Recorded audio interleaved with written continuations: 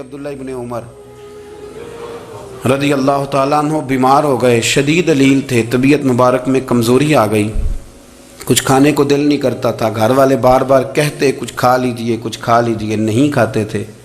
بالآخر حضرت نافع آپ کے غلام تھے، ان سے کہنے لگے کہیں سے مچھلی مل جائے نا تھوڑی سی تو میں کھاؤں گا، تو کہتے ہیں میں سارے مدینے میں ڈھونڈتا رہا، مچھلی نہ ملی، اگلے دن بھی ڈھونڈی تو نہ ملی، تیسرے دن بھی ڈھونڈی تو نہ ملی، تو فرمانے لگے یار بس چھوٹی سی خواہش ہے، کوئی فرض نہیں ملتی تو رہنے دے۔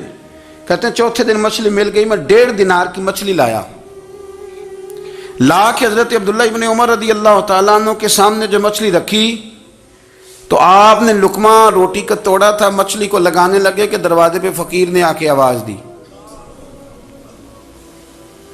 کچھ کھانے کو دو، تو حضرت عبداللہ ابن عمر نے روک لیا اور ہنسے۔ کئی دفعہ دے ہم بھی دیتے ہیں پر ہمارا چہرہ دیکھنے والا ہوتا ہے، اتنے ہم غصے میں ہوتے ہیں، دے دیتے ہیں، لیکن جو سلوٹیں ہوتی ہیں نا چہرے والی وہ گنی نہیں جاتی۔ ہنسے، فرمایا دیکھو میرا اللہ کتنا کریم ہے، وہ مجھے بچانا چاہتا ہے، اٹھا بار دیا جا کے۔ تو خادم اب حکم کا پابند تھا، وہ لیت اللہ تو کر نہیں سکتا تھا، وہ گیا اور جا کے دے آیا۔ فقیر جب سارے محلے سے آٹا اکٹھا کر لیتے ہیں تو پھر ایک جگہ جا کے بیچتے بھی ہیں۔ دے آیا، وہ 2 گلیاں آگے گزرا تو میں پیچھے دوڑا گیا، میں نے کہا سچ بتا کھانی ہے کہ بیچنی ہے؟ وہ کہنے لگا جو بھی سبب لگ جائے کر جاؤں گا، آپ نے دے جو دی ہے۔ تو کہتے ہیں میں نے اسے کہا کہ یہ 1.5 دینار کی میں نے خریدی تھی، اگر تو 2 دینار کی مجھے بیچ دے تو آج کل مچھلی مدینے میں مل نہیں رہی، تو میں اپنے آقا کو دے دوں گا، وہ یہی کھائیں گے، بیمار ہیں۔ تو کہنے لگا جی بسم اللہ، مجھے کیا اعتراض ہے، 2 دینار مل رہے ہیں، 1.5 کی مچھلی، اور 1.5 کی بھی کسی نے نہیں خریدنی تھی، اب تو پک گئی۔ فرماتے میں نے 2 دینار اس کو تھمائے، وہ مچھلی اس سے خریدی اور خرید کر کے میں لا کے حضرت عبداللہ ابن عمر کے سامنے دوبارہ رکھی، تو فرمایا یہ کیسے آ گئی؟ میں نے کہا حضور 1.5 کی خریدی تھی اور پھر فقیر کو دے دی، اب اسی سے میں 2 دینار کی خرید کے لایا ہوں، آپ قبول فرمائیں۔ تو فرمانے لگے تم نے اچھا نہیں کیا، اب اس طرح کرو 2 دینار بھی اسے دے اور مچھلی بھی واپس دے آؤ۔ عرض کی حضور کیوں؟ فرمایا تم نے قرآن نہیں پڑھا؟ حضور پڑھا ہے، فرمایا رب فرماتا ہے لن تنالوا البر حتی تنفقوا مما تحبون، تم بھلائی کو اس وقت پہنچو گے جب اپنی پیاری چیز راہ خدا میں خرچ کرو گے۔ امام غزالی نے لکھا ہے، فرمانے لگے دیا، تو وہ حضرت نافع کہتے ہیں میں دینے گیا، دے کے واپس آیا تو کچھ پریشان تھا کیونکہ مجھے بھی 4 دن ہو گئے تھے نا تلاش کرتے، تھوڑی طبیعت میں مایوسی تھی کہ اتنی محنت سے میں نے لایا اور آپ نے واپس کر دی۔ تو حضرت عبداللہ ابن عمر نے مجھے قریب بٹھایا، پھر مجھے تھپکی دی، فرمانے لگے پتر میں نے ویسے بھی کبھی جھوٹ نہیں بولا اور آج کل تو میں ویسے ہی بیمار ہوں، ٹائم ہی نہیں، وقت ہی نہیں، موقع ہی نہیں جھوٹ بولنے کا، میں تجھے سچ بتاؤں مجھے مچھلی کھا کے اتنا سکون نہیں ہونا تھا جتنی اللہ کے راستے میں خیرات کھا کے مجھے سکون ہوا۔ تو تجھے تو میری راحت سے غرض ہے نا کہ مجھے راحت کیسے ہوتی ہے، تو مجھے سکون ملا ہے راہ خدا میں دے، میں نفسانی خواہش پوری کر لیتا تو یہ میرا نفس کل پھر مجھ سے مچھلی مانگتا، پرسوں کہتا نہیں چھوٹے گوشت کی یخنی بھی چاہیے۔ ہم لوگ الجھ گئے ہیں، بہت بڑے قیدی ہیں اپنے آپ کے، بڑے قیدی ہیں، سارا دن اپنی خواہشات کی تکمیل میں بھاگے رہتے ہیں، بڑے بڑے سونے نوجوان، میں ان پہ تنقید نہیں کرتا، مجھے ان پہ ترس آتا ہے، جب میں رات کے اندھیروں میں انہیں ٹیلی فون لے کے چوکوں میں کھڑے دیکھتا ہوں تو مجھے رحم آتا ہے، میں کہتا ہوں دیکھو نفس کی خواہش کے پیچھے یہ کیا مثلاً آخر کیا ہے اس میں، ایک عورت کے پیچھے تباہ کر لیا اپنے آپ کو، یعنی زیادہ سے یہ کوئی مقصود ہے، یہ کوئی مقصد حیات ہے جس کو مقصد بنا لیا ہے؟ میرے عزیز بات کو سمجھ لیں، اتنا خوبصورت آدمی ہے اور اتنا اس کا اونچا قد کاٹ ہے، اور کیا کس کے پیچھے یہ بھاگا ہوا ہے؟ بڑا سمجھدار، دانشور، عقل مند آدمی، ذی روح بندہ، لیکن اس کا سٹیٹس آپ یہ ملاحظہ کریں کہ وہ 20-40 ہزار کی خاطر جھوٹ بولتا ہے، دھوکہ دیتا ہے، فریب اور فراڈ کرتا ہے۔ ہم اپنی نفسانی خواہشات کے پیچھے اس طرح بھاگتے ہیں کہ ہم اصل سے رہ جاتے ہیں۔ میری باتوں کی سمجھ آ رہی ہے آپ حضرات؟ تھوڑا تھوڑا کر کے، ایک ایک کر کے ان کی باتیں کم مانیں۔ وہ ضروری تو نہیں نا کہ سویرے ناشتہ بازار سے اپنی مرضی کا تگڑا کیا ہے، بازار سے لا کے پوڑیاں چنے بہترین کھائے، اور پوڑیاں چنے ابھی کھائے نہیں، شاپر میں ڈالے ہوئے ہیں، اور وہ لے کے ابھی آ رہا ہے تو ساتھ ہی رستے سے गोश्त भी छोटा अच्छा लगा तो 2 किलो वो भी ले आया कि पूड़ियाँ चने खाऊंगा और दोपहर के लिए गोश्त पकाऊंगा। और पहले ये तो खा ले साहब, इससे तो निजात पा ले। ये पता नहीं हजम होता है कि कुछ और करता है तेरे साथ, लेकिन वो गोश्त भी साथ ले आया। यानी टेबल पर, नाश्ते के टेबल पर बैठ के फैसला हो रहा होता है कि हमने क्या खाना है, हमने किधर जाना है। संगियो याद रखो, बातों को समझो और गौर करो।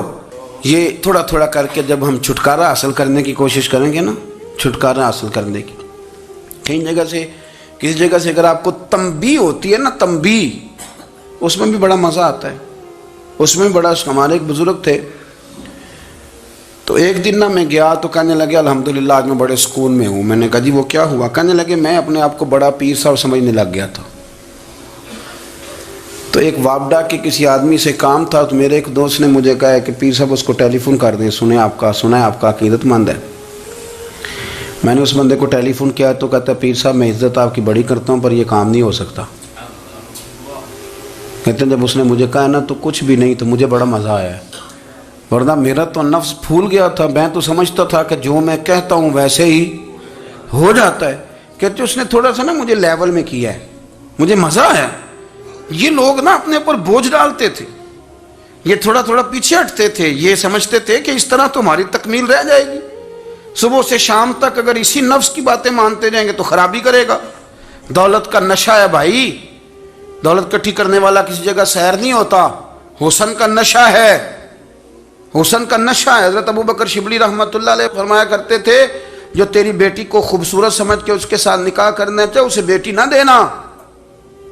हजरत जी क्यों? फरमाया हुस्न तो थोड़े दिन के बाद खत्म हो जाएगा, फिर वो इसकी कदर नहीं करेगा, वो तो कहीं और मुंह मारता फिरेगा। हज़रत अबू बकर शिबली रहमतुल्लाह ताला अलैह की बेटी खूबसूरत थी। एक नौजवान कहने लगा मेरा निकाह कर दें। आप फरमाने लगे पुत्र तो 1 महीने के बाद आना, कर दूंगा। बड़ी मोटी ताज़ी खूबसूरत साहिबजादी। तो हजरत ने उसे दवाई खिलाई, उसे पखाने लग गए। जो पखाना करती एक मटके में संभाल देते। थोड़ा वक्त गुजरा तो वो हड्डियों का पिंजर बन गई। महीने भर में दस्त इतने आए कि कमज़ोर हो गई। तो अबू बकर शिबली 1 महीने के बाद नौजवान को बुलाया, फरमाया इधर आ तेरा निकाह करूँ। बच्ची दिखाई तो वो कमज़ोर बिस्तर पे पड़ी। फरमाया शादी कर? कहने लगा इससे नहीं मैंने करनी। फरमाया ये वही है? कहने लगा जी नहीं। फरमाया तू तो कहता था मुझे इश्क है, किधर गया तेरा इश्क? कहने लगा हजरत साहब आप कैसी बात कर रहे हैं? फरमाया इधर आ। फिर वो मटका जिसमें गंद रखा था वहां ले गए। फरमाने लगे तेरा इसके साथ इश्क था, ये तेरा इश्क। फरमाया इसे तो मैं 4 दिन रोटी खिलाऊंगा फिर तंदुरुस्त हो जाएगी, लेकिन मैं देखना चाहता था कि तू मेरी बेटी से प्यार करता है या उसके चेहरे पे आने वाली कुछ वक्त के लिए सुर्खी से प्यार करता है, उस लाली से प्यार करता है जो जवानी के वक्त बच्चों और बच्चियों पे आती है। किस चीज के दिल दादा? यानी क्या मतलब? नफ्स की गुलामी, सरासर गुलामी। और पलट पलट के और बड़े बड़े सियाने बंदे छोटी सी ख्वाहिश के लिए। बड़ा समझदार आदमी, बड़ा सियाना बंदा। मैं एक बड़े बुजुर्ग आलिम थे, मैं एक दफा मिलने गया तो पाए पका रहे थे, खुद पाए पका रहे थे। तो वो बड़े प्यार की बात होती है ना जी। तो तामत बांधी हुई और बड़ी जनाब खस्ता हाली और वो पाए पका रहे हैं। तो मैंने उनसे कहा, मैंने कहा हजरत जी पाए तो किसी और ने भी पका लेने थे, आप बुखारी लेके बैठते, चलो मेरी तरह का कोई बंदा आपसे इस्तेफादा भी कर लेता। अब पाए आप लाएंगे, फिर पकाएंगे, फिर आप खाएंगे, तो ये तो 24 घंटे आप किसी काम में गुजर जाएंगे। तो ये एक छोटी सी ख्वाहिश के लिए, मैं किसी चीज़ को हराम नहीं कह रहा। कुरान पाक की जो आयत पढ़ी है सिर्फ उसकी तफसीर आपके सामने अर्ज कर रहा हूँ। हमारी ख्वाहिशात माँ पालती है, आपको नहीं पता कितने दुख सहती है। मैं उन माओं को जानता हूँ जो बेटे के हिस्सों की मार भी उसके अब्बे से खाती हैं, मार खाती हैं वो। एक खातून एक कान से सुनता नहीं, मेरे पास एक दफ़ा आई, कहने लगी 60 लग गई सी, कोई दुआ कर दें या कोई वजीफ़ा पर, डॉक्टर कहते हैं ठीक नहीं हो सकते। मैंने कहा बाजी सही बताओ मसला क्या है?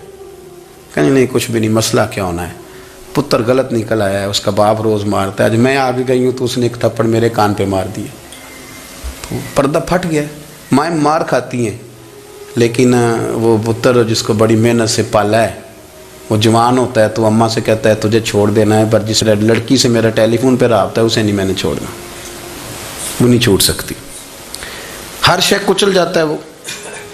अम्मा कभी लेट के रात को सोचती है कि ये तो मेरी कुल कमाई थी, میں تو آج بھی اس کے حصے کے تھپڑ اپنی گالوں پہ برداشت کر رہی ہوں، تو یہ کدھر گیا؟